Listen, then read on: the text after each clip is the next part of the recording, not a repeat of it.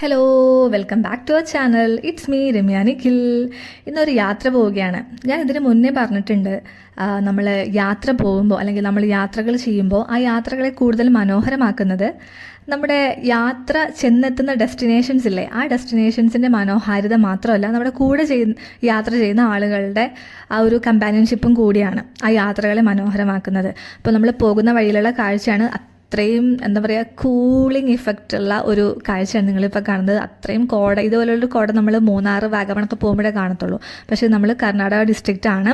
ഇത് കണ്ടോ, നല്ല വയലുകളും നല്ല പച്ചപ്പും ഹരിതാപയും ഭയങ്കര മനസ്സിന് പോസിറ്റീവ് ആക്കുന്ന അത്രയും കൂൾ ചെയ്യുന്ന ഒരു ഇഫക്റ്റാണ്. Yes, we are reached at Mysore railway station. ഇത് റെയിൽവേ സ്റ്റേഷനാണ്, പക്ഷേ നമ്മൾ കാണുമ്പോഴത്തേക്കും എയർപോർട്ടിൻ്റെ ഒരു പ്രതീതി ഉളവാക്കുന്നുണ്ടോ, അത്ര നീറ്റാണ് കേട്ടോ.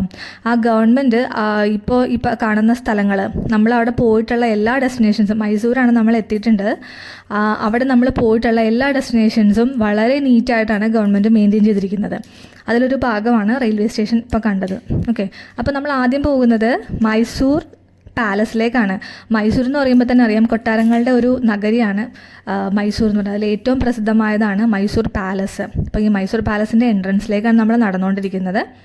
നല്ല പൊരി വെയിലാണ്. ഈ റോഡ് പണിക്ക് പോയിട്ട് കരിഞ്ഞു വന്ന പോലെ അത്രയും നമ്മൾ കരി പോലെ ആവും, അത്രയും കഠിനമായ വെയിലാണ്. പക്ഷേ ഇളം കാറ്റ് വീശും. ഇളം കാറ്റിൽ എവിടെയോ തേങ്ങാക്കുലകൾ ആടുന്നു എന്നൊക്കെ പറയുന്ന പോലെ ചെറിയ തണുത്ത കാറ്റ് വീശുന്നുണ്ട്.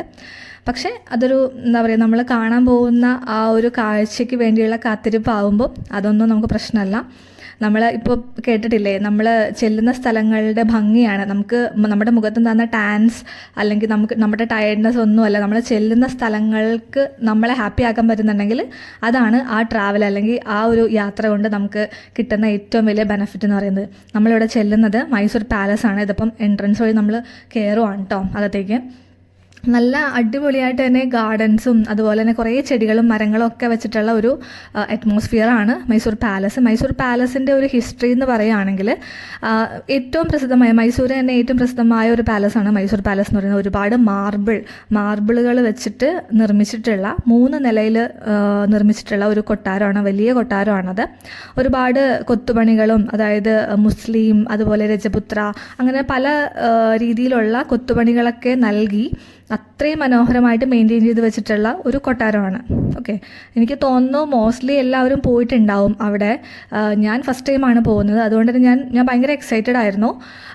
ശരിക്കും പറഞ്ഞാൽ നമ്മൾ ഈ കർണാടകയിലുള്ള കുറേ സ്ഥലങ്ങൾ, ഇപ്പോൾ എന്താ പറയുക, മൊണാസ്ട്രി, ബുദ്ധിസ്റ്റ് മൊണാസ്ട്രി ആണെങ്കിലും അതുപോലെ തന്നെ പാലസസ് ആണെങ്കിലും അവിടുത്തെ കൊത്തുപണികളും കാര്യങ്ങളും അവിടെ ഭംഗിയും നമ്മൾ കേരളത്തിൽ കാണുന്ന പോലെയല്ല, വ്യത്യസ്തങ്ങളായ രീതിയിലാണ്. കുറച്ചും കൂടെ എന്താ പറയുക, കളർഫുള്ളാണ് കുറച്ചും കൂടെ.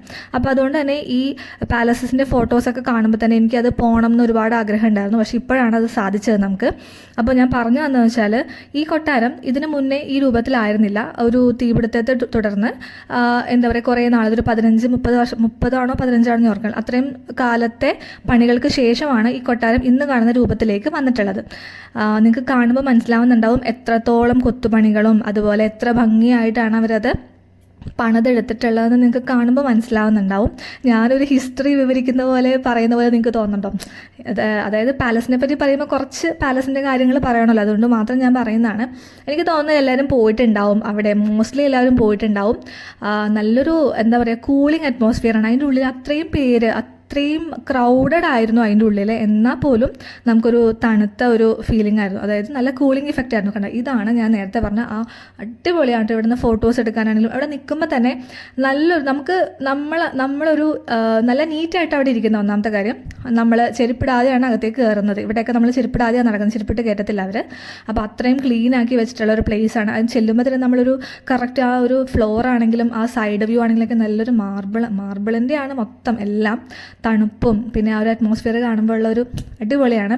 അപ്പം നിങ്ങൾ പോയിട്ടില്ലെങ്കിൽ ഒന്ന് മൈസൂർ പാലസിൽ പോവുക മസ്റ്റായിട്ടും. ഒരുപാട് കലാകാരന്മാർ തന്നെ പറയാം അല്ലേ, ഒരുപാട് കലാകാരന്മാരുടെ ഒരുപാട് നാളത്തെ കൊത്തുപണികളും അതുപോലെ തന്നെ എന്താ പറയുക, ചിത്രപ്പണികളും ഒക്കെ കഴിഞ്ഞിട്ട് ഫൈനലി കിട്ടിയുള്ള റിസൾട്ടാണ് പാലസ് എന്ന് പറയുന്നത്. അത്രയും മനോഹരമാക്കി അവർ പാലസ് വെച്ചിട്ടുണ്ട്.